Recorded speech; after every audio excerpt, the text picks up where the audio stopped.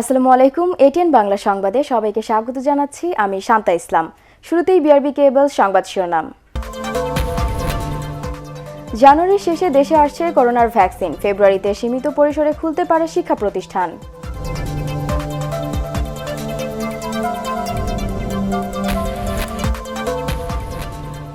কক্সবাজার থেকে ভাসানচরে আরও 1800 রোহিঙ্গা। দেশে ফেরাতে আন্তর্জাতিক সংস্থাগুলোকে চাপ সৃষ্টির আহ্বান।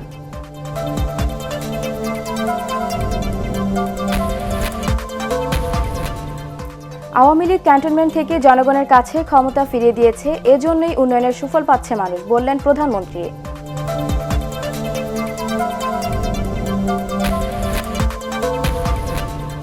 এবং উন্নয়নের অগ্রযাত্রায় আলোচনা শীর্ষে পদ্মা সেতু। স্বাধীনতার সুবর্ণ জয়ন্তীতে উদ্বোধনের লক্ষ্যে এগোচ্ছে মেট্রো রেলের কাজ।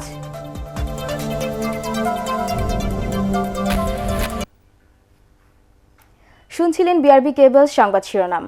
জানুয়ারির শেষ অথবা ফেব্রুয়ারির শুরুতেই দেশে করোনা ভাইরাসের ভ্যাকসিন এসে পৌঁছবে বলে জানিয়েছেন স্বাস্থ্যমন্ত্রী ডাক্তার জাহিদ মালেক। করোনার দ্বিতীয় ঢেউ মোকাবেলায় বেসরকারি হাসপাতালগুলোর প্রস্তুতি শীর্ষক ভার্চুয়াল বৈঠকে তিনি আরও বলেন, ভ্যাকসিন প্রয়োগের ক্ষেত্রে সরকারি ব্যবস্থাপনার পাশাপাশি বেসরকারি প্রতিষ্ঠানগুলোকে সংযুক্ত করার কথা ভাবছে মন্ত্রণালয়। মহামারী মোকাবেলায় বেসরকারি হাসপাতালগুলোতে high flow nasal oxygen cannula স্থাপনের আহ্বান জানান স্বাস্থ্যমন্ত্রী। Maybe sometime in January or end January, or maybe sometime in the first quarter of February of next year. This is our expectation. এবং ভ্যাকসিন আসলে পরে ভ্যাকসিন দেওয়ার জন্য সরকারিভাবে সকল প্রস্তুতি আমরা নিচ্ছি. I will also try to involve private sector in the vaccination program. ফেব্রুয়ারিতে সীমিত পরিসরে শিক্ষা প্রতিষ্ঠান খুলে দেওয়ার পরিকল্পনা করছে সরকার। ভার্চুয়াল সংবাদ সম্মেলনে এমন আভাস দিয়েছে শিক্ষামন্ত্রী ডাক্তার দীপুমণি। করোনা পরিস্থিতি ভালো হলে জুনে এসএসসি আর জুলাই আগস্টে এইচএসসি পরীক্ষা নেওয়ার কথাও জানান তিনি। এছাড়া শিক্ষামন্ত্রী বলেন, জানুয়ারির প্রথম সপ্তাহে প্রকাশ করা হতে পারে এইচএসসি পরীক্ষার ফল। একরামুল হক সাইমের রিপোর্ট। করোনা পরিস্থিতিতে 17 মার্চ থেকে অনির্দিষ্টকালের জন্য বন্ধ রয়েছে শিক্ষা প্রতিষ্ঠান। পিএসসি, জেএসসি ও এইচএসসি পরীক্ষা দেওয়া হয়েছে অটোপাস। দুদিন পর নতুন বছর শুরু হলেও ক্লাস পরীক্ষা নিয়ে এখনও অনিশ্চিত শিক্ষার্থীরা। শিক্ষামন্ত্রী বলছেন, সিলেবাস সংক্ষিপ্ত করে নেওয়া হবে এসএসসি ও এইচএসসি পরীক্ষা। চিন্তাভাবনা চলছে শিক্ষা প্রতিষ্ঠান খুলে দেওয়ারও। 2021 সালের ফেব্রুয়ারি থেকে এপ্রিল এই সময়কালে আমরা ক্লাসরুমেই তাদেরকে পড়াবার একটা উদ্যোগ নেওয়ার চেষ্টা করছি। সার্বিক পরিস্থিতি যদি অনুকূলে থাকে তাহলে 2021 সালের জুন নাগাদ আশা করছি যে এসএসসি বা সমমান পরীক্ষা আমরা হয়তোবা গ্রহণ করতে পারবো। ভার্চুয়াল সংবাদ সম্মেলনে শিক্ষামন্ত্রী জানান, জেএসসি ও এসএসসি পরীক্ষার নম্বর মূল্যায়ন করে এইচএসসির ফল প্রকাশে কাজ করছেন 8 সদস্যের পরামর্শক কমিটি। ফলাফলে সংক্ষুব্ধ হলে আবেদন করার সুযোগ থাকছে বলেও জানান তিনি। অধ্যাদেশটি আমরা আশা করছি যে জানুয়ারি মাসের প্রথম সপ্তাহের মধ্যে এটি হয়ে যাবে এবং সেই অধ্যাদেশটি জারি হয়ে গেলে ইনশাআল্লাহ সাথে সাথেই আমরা আমাদের ফলাফল এইচএসসি প্রকাশ করতে পারবো। এছাড়া প্রতি বছর আড়ম্বরপূর্ণ বই উৎসব হলেও করোনার কারণে এবার আগেই তা বাতিল করেছে সরকার। শিক্ষামন্ত্রী জানান, 31 ডিসেম্বর প্রধানমন্ত্রী শেখ হাসিনা বই বিতরণ কার্যক্রম উদ্বোধন করলেও কয়েকদিনে পর্যায়ক্রমে বই তুলে দেওয়া হবে শিক্ষার্থীদের হাতে। আমরা আশা করছি যে এই করোনার যে একটা ভয়াবহ পরিস্থিতি ছিল সারা বিশ্বে, সেটি কাটিয়ে উঠে আমরা কিছুটা অনুকূল পরিবেশ এই বছর আমরা দেখতে পাবো এবং আমাদের শ্রেণীকক্ষে এনেই আমাদের শিক্ষার্থীদেরকে আমরা পাঠদান করতে পারবো। তিনি জানান, আগামীতে শ্রেণীকক্ষে রোল নম্বরের পরিবর্তে চালু করা হবে আইডি নম্বর, আর জানুয়ারির শেষ নাগাদ দেওয়া হবে জেএসসি ও সমমানের পরীক্ষার সনদ। স্কুল ভর্তিতে শিক্ষার্থীদের বয়সসীমা নিয়ে যে জটিলতা তৈরি হয়েছে তা নিরসনে শিগগিরই বৈঠকে বসার কথাও জানিয়েছেন শিক্ষামন্ত্রী। আমরা আশা করছি। একরামুল হক সায়েম, এটিএন বাংলা, ঢাকা। অধ্যাদেশটি জারি হয়ে দেশে করোনা ভাইরাসে আক্রান্ত হয়ে গত 24 ঘন্টায় আরও 30 জন মারা গেছেন। এর মধ্যে 19 জন পুরুষ ও 11 জন নারী। এ নিয়ে মৃতের সংখ্যা বেড়ে দাঁড়ালো 7,509। ঢাকা বিভাগে মারা গেছেন সর্বোচ্চ ১৯ জন। এছাড়া চট্টগ্রাম বিভাগে ৬ জন, খুলনা বিভাগে ৩ এবং রাজশাহী ও রংপুর বিভাগে ১ জন করে মারা গেছেন। সবশেষ ২৪ ঘন্টায় ১৪,৫৮৮টি নমুনা পরীক্ষায় ১,১৮১ জনের করোনা শনাক্ত হয়েছে। শনাক্তের হার ৮.১০%। মোট আক্রান্তের সংখ্যা ৫,১১,২৬১। গত ২৪ ঘন্টায় সুস্থ হয়েছেন ১,২৪৫ জন। এ নিয়ে মোট সুস্থ হলেন ৪,৫৪,৫৬৩।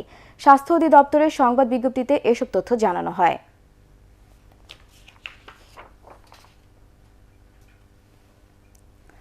কক্সবাজারের উখিয়া শরণার্থী ক্যাম্প থেকে দ্বিতীয় দফায় ভাসানচরে নেওয়া হয়েছে আরও ১,৮০৪ জন রোহিঙ্গাকে।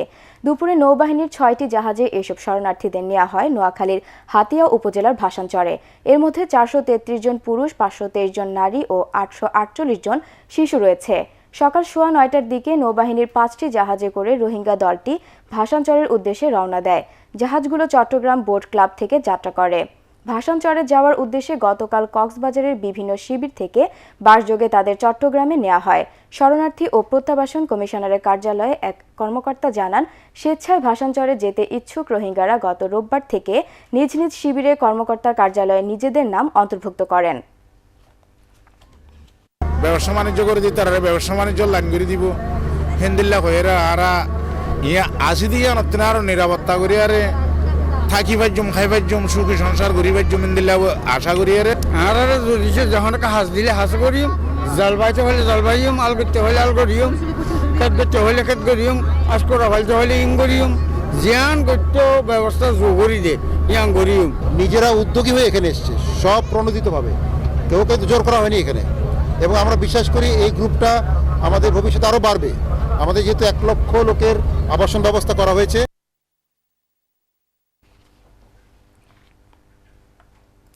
আন্তর্জাতিক সংস্থাগুলোকে রোহিঙ্গা প্রত্যাবাসনে মিয়ানমারের ওপর চাপ সৃষ্টির কার্যকর কৌশল অবলম্বনের আহ্বান জানিয়েছেন আওয়ামী লীগ সাধারণ সম্পাদক ওবায়দুল কাদের। রাজধানীর সরকারি বাসভবনে ব্রিফিংয়ে তিনি আরও বলেন, আন্তর্জাতিক সংস্থা ও বিশ্ব গণমাধ্যমে রোহিঙ্গাদের ভাসানচরে জোরপূর্বক স্থানান্তরের তথ্য সঠিক নয়। কোনো ধরনের চাপ প্রয়োগ করে নয়, বরং যারা স্বেচ্ছায় যেতে চেয়েছেন শুধু তাদেরই ভাসানচরে স্থানান্তর করা হচ্ছে। পৌর নির্বাচনে নতুন করে প্রমাণ হয়েছে সরকার প্রতি জনগণের আস্থা বাড়ছে, বিপরীতে বিএনপির প্রতি জনআস্থার পারদ ক্রমশ কমছে। আর বিএনপি যেসব জায়গায় জয়ী হয়েছে সেখানে আওয়ামী লীগের একাধিক বিজয়ী প্রার্থী থাকায় সে সুবিধাটুকুও তারা পেয়েছে। মির্জা ফখরুল সাহেবকে বলতে চায়, কূটকৌশলের আশ্রয় নিয়ে কচ্ছপের জেতার দিন এখন আর নেই। 10 বছর বয়স হলেও ষষ্ঠ শ্রেণীতে ভর্তি হতে পারবে শিক্ষার্থীরা।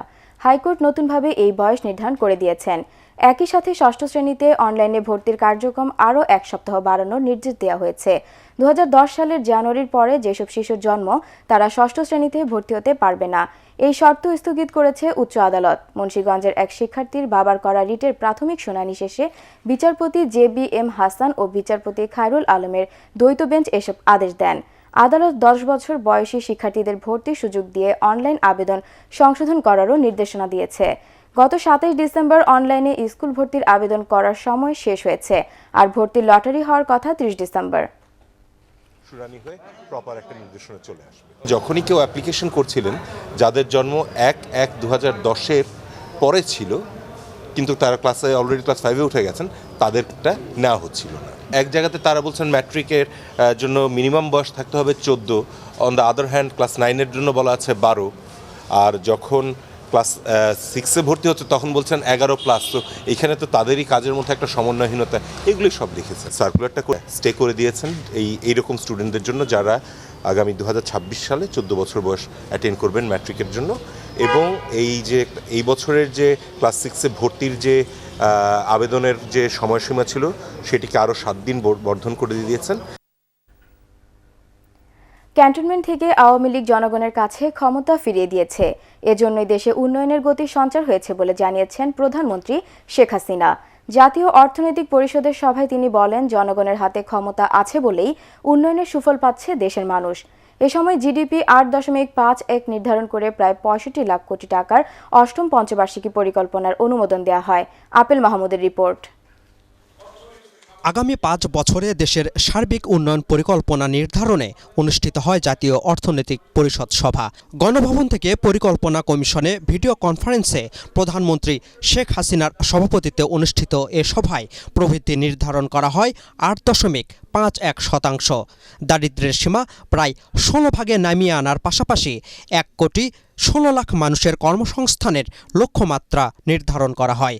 আর এসবের জন্য অনুমোদন দেওয়া হয় প্রায় 65 লাখ কোটি টাকা, যার বেশিরভাগই আসবে বেসরকারি খাত থেকে। এ সময় 2021 সাল থেকে অষ্টম পঞ্চবার্ষিক পরিকল্পনা বাস্তবায়নের কাজ শুরু করার ঘোষণা দেন প্রধানমন্ত্রী। আমাদের বিজয়ের মাসের মধ্যেই আমরা অষ্টম পঞ্চবার্ষিক পরিকল্পনাটা আমরা অনুমোদন করে দেব, যাতে আমরা 2021 সাল থেকে এটা বাস্তবায়নের কাজ করতে পারি। দারিদ্র্যমুক্ত বাংলাদেশ করতে সরকারের লক্ষ্যের কথাও তুলে ধরেন তিনি। ক্ষমতাটা ক্যান্টনমেন্টের ভিতরেই বন্দী ছিল, যে কারণে সে উন্নয়নের গতিধারাটা অব্যাহত থাকেনি। সেখান থেকে যখন জনতার ক্ষমতা জনতার হাতে আমরা ফিরিয়ে দিতে পেরেছি, জনতার গণতান্ত্রিক অধিকারটা যখন জনতার হাতে আমরা ফিরিয়ে দিয়েছি, ক্ষমতা এখন জনতার হাতে, তার ফলে আমাদের উন্নয়নের গতিধারাটাও আমি বলবো যে যথেষ্ট সচল হয়েছে। পরে সংবাদ সম্মেলনে ইউনিয়ন ভিত্তিক ভূমি ব্যবহারে মাস্টার প্ল্যান তৈরি করতে প্রধানমন্ত্রীর নির্দেশনার কথা জানান পরিকল্পনা মন্ত্রী। উনি আজকে নির্দেশনা দিয়েছেন যে তোমরা যারা এই বিষয়ে করার কথা ভূমি ইত্যাদি, তোমরা ল্যান্ড ইউজ প্ল্যান করো সকল ইউনিয়নের জন্য, যাতে করে এখানে ওখানে ঘরবাড়ি না উঁচিয়ে ইত্যাদি না করে মানুষকে কিছু না করতে পারে। বিদেশ নির্ভরতা কমিয়ে দেশেই কর্মসংস্থানের সুযোগ তৈরি করতে সরকার প্রধানের নির্দেশনার কথাও জানান মন্ত্রী। Apple Mahmud, ATN Bangla, Dhaka. প্রথম দফা পৌরসভা নির্বাচনের বেশিরভাগেরই ফলাফল পূর্ব নির্ধারিত বলে অভিযোগ করেছেন বিএনপি মহাসচিব মির্জা ফখরুল ইসলাম আলমগীর। ঠাকুরগাঁওয়ের নিজ বাসায় সাংবাদিকদের কাছে তিনি এ অভিযোগ করেন। মির্জা ফখরুল দাবি করেন, আমলারা বর্তমানে সরকার পরিচালনা করার রাজনীতিবিদরা পেছনে চলে গেছেন। তার ভাষায় ক্ষমতায় টিকে থাকতে রাজনীতিবিদরাই আমলাদের সন্তুষ্ট করছেন। তবে 2021 সালে জনগণ তাদের অধিকার ফিরে পাবে বলেও আশা করেন মির্জা ফখরুল। যে কর্তৃত্ববাদের যে চেহারা, তার ক্যারেক্টার, সেটা আরো প্রচন্ড ভাবে এসছে। সাংবাদিকদেরকে এর মধ্যে অনেককে গ্রেফতার করা হয়েছে। 2020-কে আমরা কখনোই ভালো কোনো কিছু দিতে পেরেছি বলে আমরা বলতেই পারি না। তবে আশা করতে পারি যে 2021 সালে অন্তত কমপক্ষে জনগণের যে অধিকার, সেই অধিকার ফিরে পাওয়ার জন্য আমরা অবশ্যই প্রত্যাশা করব। এবার বর্ষশেষের বিশেষ প্রতিবেদন বিদায় 2020।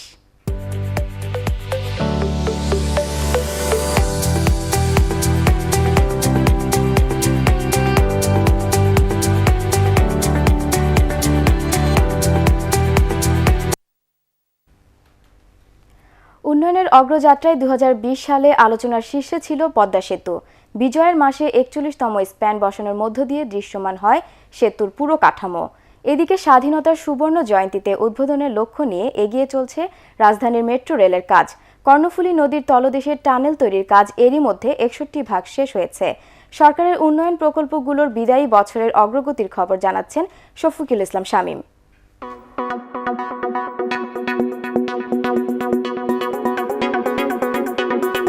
আওয়ামী লীগ সরকারের অগ্রাধিকার দেয়া 10 মেগা প্রকল্পের কাজ এগিয়ে চলছে দ্রুত।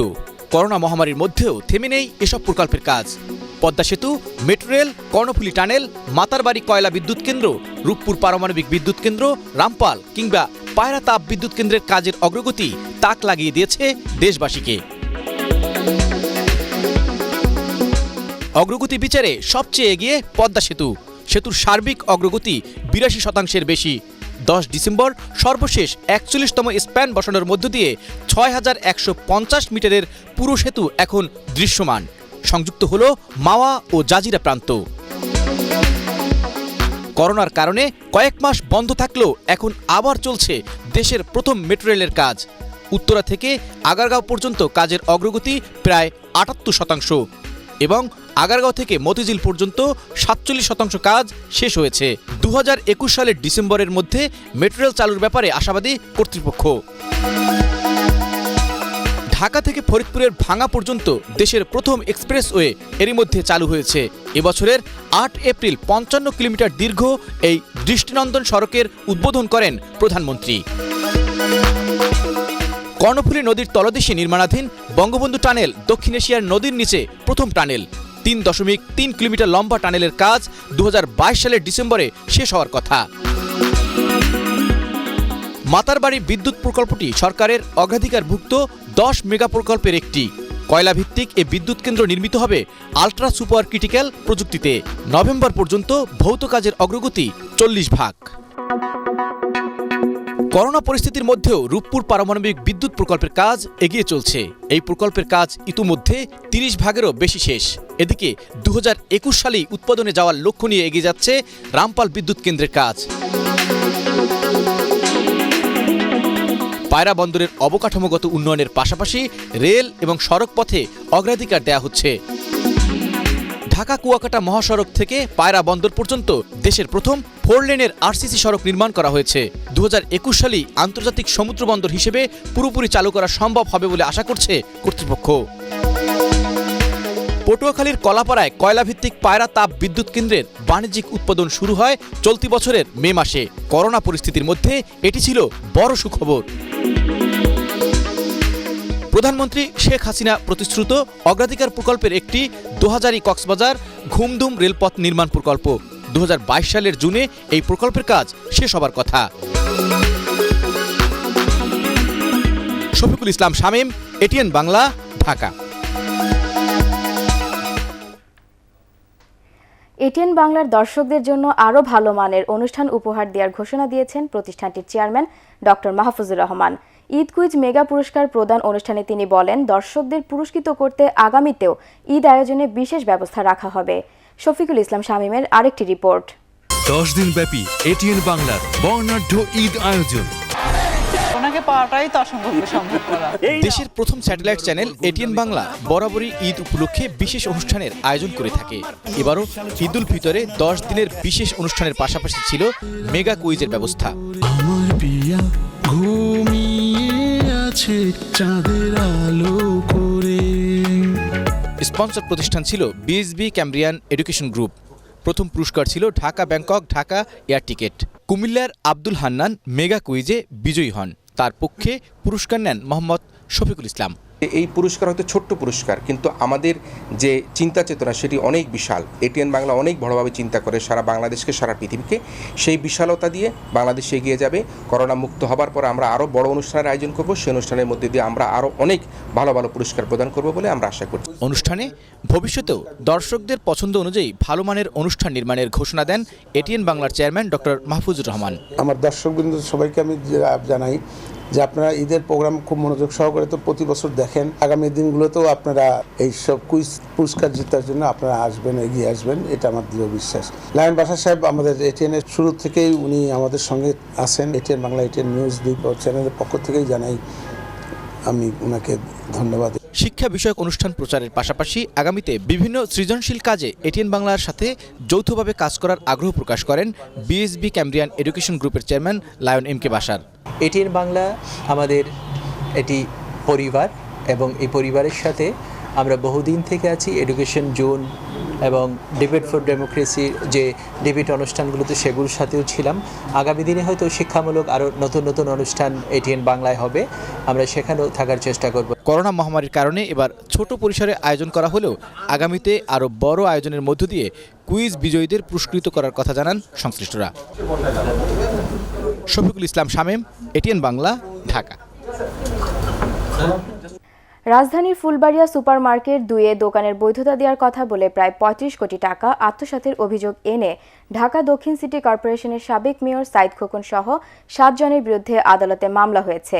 মঙ্গলবার ঢাকা মহানগর হাকিম আশেক ইমামের আদালতে মার্কেটের সভাপতি দেলোয়ার হোসেন এ মামলা করেন। আদালত বাদীর জবানবন্দি গ্রহণ করে আদেশের জন্য রেখেছেন। ঢাকা দক্ষিণ সিটি কর্পোরেশনের মালিকানাধীন ওই মার্কেটটির 3টি ব্লকে নকশা বহির্ভূত 911টি দোকান ছিল।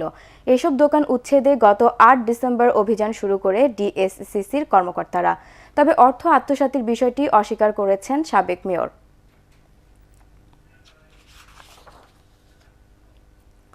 মিলভিটা আন্তর্জাতিক সংবাদ।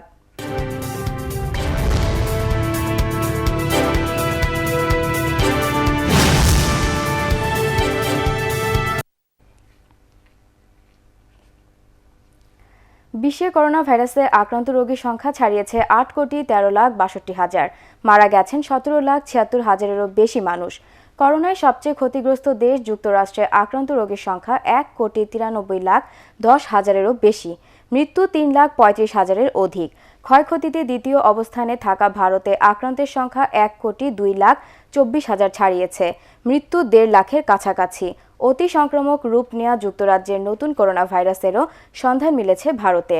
প্রাথমিকভাবে এই ভাইরাসে শনাক্ত 6 জন, তারা সবাই সদ্য যুক্তরাজ্য ফেরত।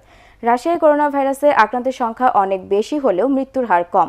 সরকারি পরিসংখ্যান অনুসারে দেশটিতে মৃতের সংখ্যা 55,265 জন, তবে নতুন হিসেবে এই সংখ্যা 2 লাখের কাছাকাছি।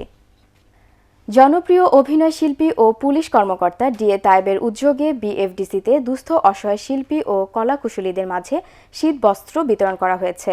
ডিএ তায়েব ফাউন্ডেশনের উদ্যোগে এই অনুষ্ঠানে উপস্থিত ছিলেন শিল্পপতি ও সমাজসেবক মতিন খান, যুবলীগ নেতা জাহান এম রহমান, চলচ্চিত্র প্রযোজক মাহবুবা শাহরিন, চিত্রনায়িকা আনহা তামান্না, টুনটুনি ও ফাউন্ডেশনের সাধারণ সম্পাদক মুকুল চৌধুরী।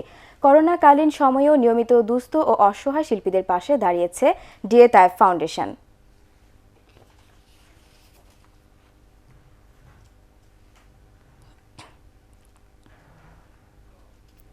এবার পারটেক্স খেলার খবর।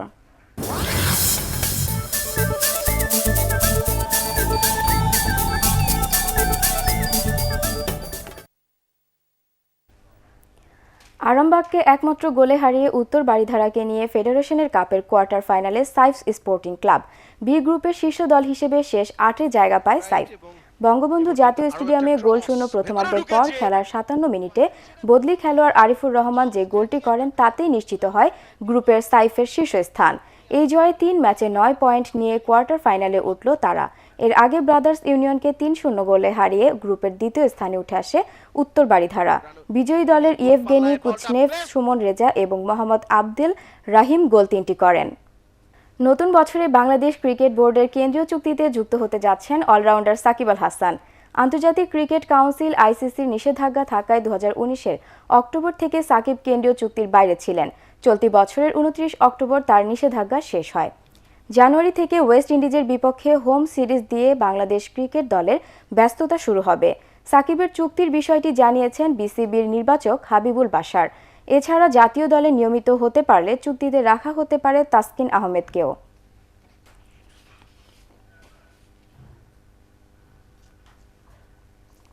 শেষ করার আগে বিআরবি কেবল সংবাদ শিরোনাম আরও একবার। জানুয়ারি শেষে দেশে আসছে করোনার ভ্যাকসিন। ফেব্রুয়ারিতে সীমিত পরিসরে খুলতে পারে শিক্ষা প্রতিষ্ঠান।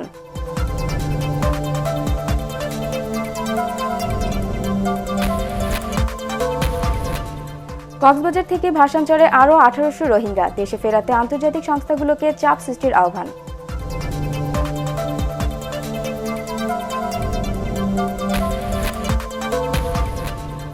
আওয়ামী লীগ ক্যান্টনমেন্ট থেকে জনগণের কাছে ক্ষমতা ফিরিয়ে দিয়েছে, এজন্যই উন্নয়নের সুফল পাচ্ছে মানুষ, বললেন প্রধানমন্ত্রী।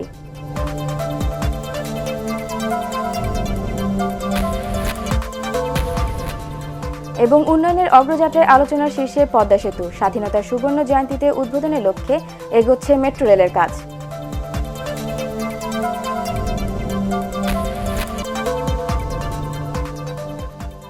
দর্শক, পরবর্তী সংবাদ দেখার আমন্ত্রণ জানিয়ে এখনকার মতো শেষ করছি। করোনা ভাইরাস থেকে নিজেকে সুরক্ষিত রাখতে মাস্ক পরুন, বারবার হাত পরিষ্কার করুন। আমাদের এটিএন বাংলা সংবাদ ইউটিউবে দেখতে ব্রাউজ করুন, youtube/ATN বাংলা নিউজ। ধন্যবাদ সবাইকে।